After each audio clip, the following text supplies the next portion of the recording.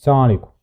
بقى لي فترة كده في فكرة في دماغي، كنت باحاول إن أنا أدوّر على طريقة أنفّذها بيها يعني، وإن أنا أطلّعها بأحسن شكل. باحاول إن أنا أتابع group Egyptian Doctor in UK، وبيبقى عليه أسئلة كتير بصراحة، ومعظم الأسئلة بتبقى مفيدة وكويسة لو أنت عرفت تفلتر الأسئلة كويس يعني. فقُلت طب ما قشطة يعني، طب ما أنا أخش أشوف الأسئلة اللي أنا شايف إن أنا ممكن أعرف أجاوب عليها بشكل سهل وبسيط عن طريق فيديوهات يعني، بسبب إن ساعات باحس إن المحتوى الكتابي مش هو ألطف حاجة للناس يعني، مش دايمًا الناس بتبقى عندها طولة البال للقراية. فقُلت قشطة يعني، طب ما أنا كل يوم يومين كده أشوف لي سؤال معين أجاوبه في فيديو، وقُلت يعني إيه نشوف كده الدنيا هتمشي إزاي. بس ربنا يبعد عننا يعني إيه مباحث الإنترنت، لأن أنا عارف إن ساعات إيه في حاجات كتير بتتفسر يعني، أو دايمًا بيطلع فيها غلطة كده يعني. فأنا هاحاول على قد ما أقدر إن أنا وأنا باختار البوستات دي تبقى بوستات anonymous، وهاحاول على قد ما أقدر برضه ما اختارش بوستات فيها أي معلومات شخصية أو حتى أسئلة شخصية. هاحاول إن أنا أجاوب على الأسئلة العامة مجرد من الآخر فكرة أكتر من هو سؤال شخصي، عشان بس ما حدش يتضايق او يقول ان انا مثلا بعمل حاجه مش لطيفه يعني. فاول سؤال بصراحه لفت نظري يعني، وقلت ابتدي بيه كسؤال لذيذ يعني. كان حد كاتب ان هو عمل كلينيكال اوديت في قسم الجراحه عنده، فكان بيسال هو ازاي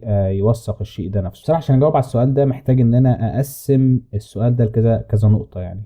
طيب رقم واحد، فكره الدوكيومنتيشن نفسها، او فكره ان انا ازاي ادوكيمنت او اوثق حاجه انا عملتها في شغلي. مبدئيا كده لازم تكون عارف ان انت هنا في انجلترا كلمتك مصدقه، بمعنى انك انت لو قلت انا بعرف اعمل حاجه فانت بتعرف تعمل الحاجه دي.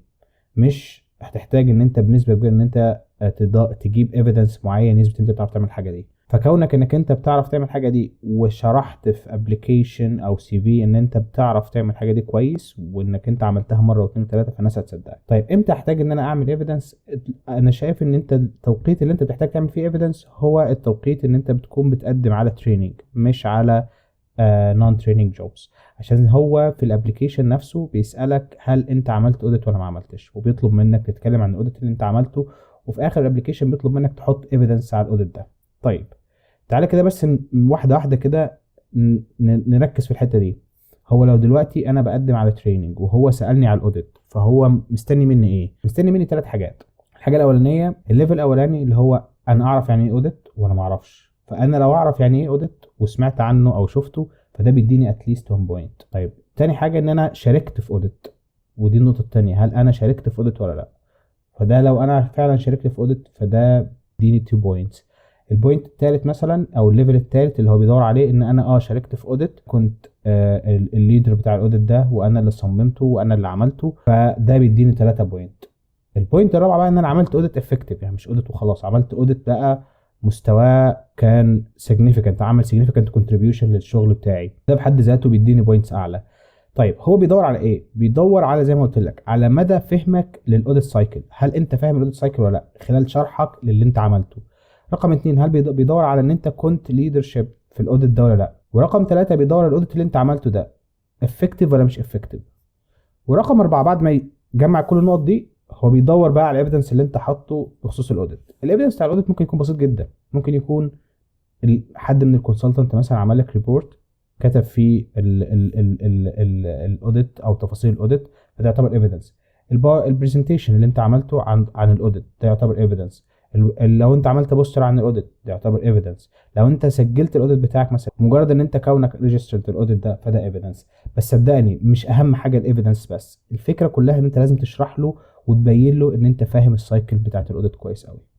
طيب ده رقم واحد. رقم اتنين، هو ايه الاوديت بالظبط؟ الاوديت ده ببساطه شديده جدا ما هو الا مقارنه للحاجات اللي احنا بنعملها في المكان بتاعنا بالناس اللي بره، او الجايد لاينز المختلفه اللي حوالينا، ونقارن الاوتكم بتاعتنا بالاوتكم بتاعتهم. بمعنى ان انا دلوقتي بشوف مثلا احنا بنعمل حاجه بطريقه معينه، ونشوف الحاجه اللي احنا بنعملها بطريقه معينه دي بتطلع الاوتكم اللي موجود، هل الناس اللي غيرنا في الاماكن اللي حوالينا بتعمل نفس الطريقه دي ولا لا، وهم بيطلعوا اوتكم مختلف عننا ولا لا. مثال بسيط جدا، احنا كنا في ميتنج، وخلال الميتنج ده كنا بنتكلم عن الطفل ده اتسحب له بلاد كلتشر، والبلاد كلتشر بتاعته جات بوزيتيف لتايب من البكتيريا كان ريزيستنت على الروتين انتيبيوتيك اللي احنا بدأنا بيها. فلما دورنا لقينا ان الكالتشر بتاعته ظهرت متأخر عن التايم بتاعها. المفروض ان الكالتشر بتظهر بعد 36 ساعة، يبتدي يديلك اذا كان في جروس او نو جروس، ويبتدي يدور اذا كان في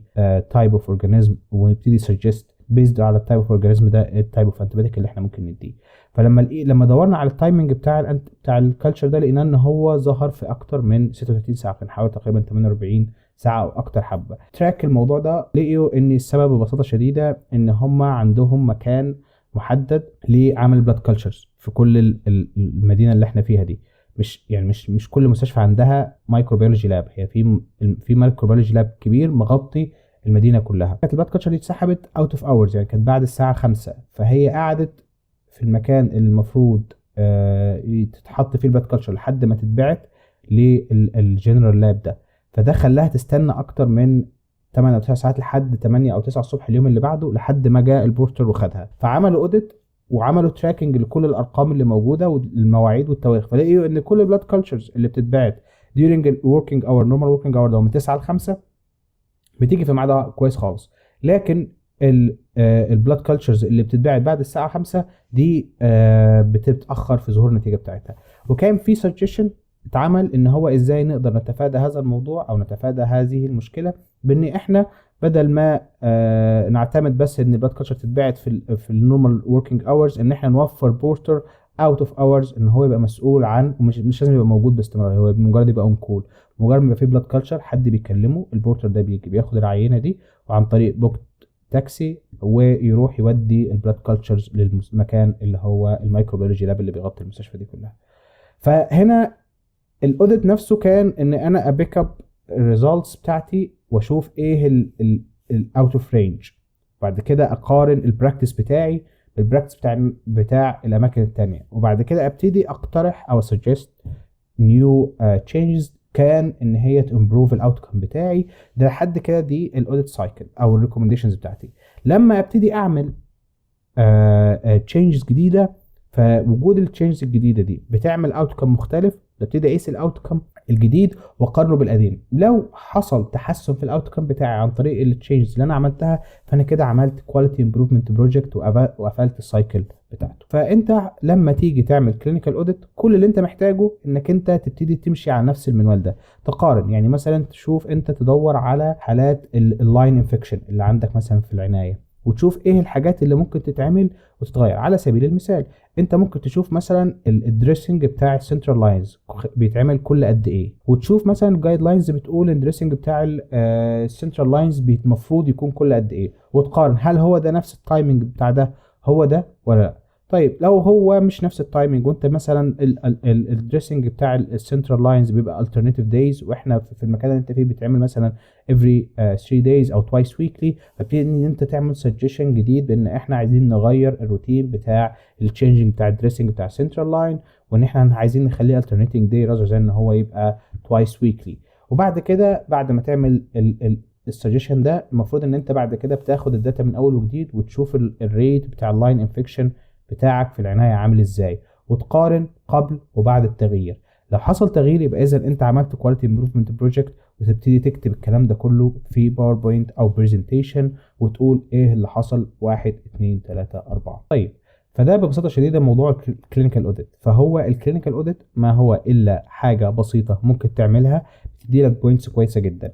لو انت جاي بتفكر في الشغل في انجلترا، فانت محتاج تعرف يعني ايه اوديت، ولازم تبقى فاهم، وعلى الاقل تكون عملت 1 أو 2. مش لازم يبقى هايلي سيجنيفيكانت، مش لازم يكون هاي امباكت، بس اتليست لو انت اتسالت في الانترفيو يعني ايه اوديت، هتقول له الاوديت يعني 1 2 3 4 وانا عملت كذا وكذا. ما اعتقدش ان هو هيطلب منك جوه الانترفيو بتاع النون تريننج جوب يقول لك طب طلع لي الايفيدنس ولا حاجه. هو مجرد ما ان انت فهم من كلامك انك انت فاهم وعارف يعني ايه اوديت، هو هيقول لك تمام زي الفل شكرا ليك.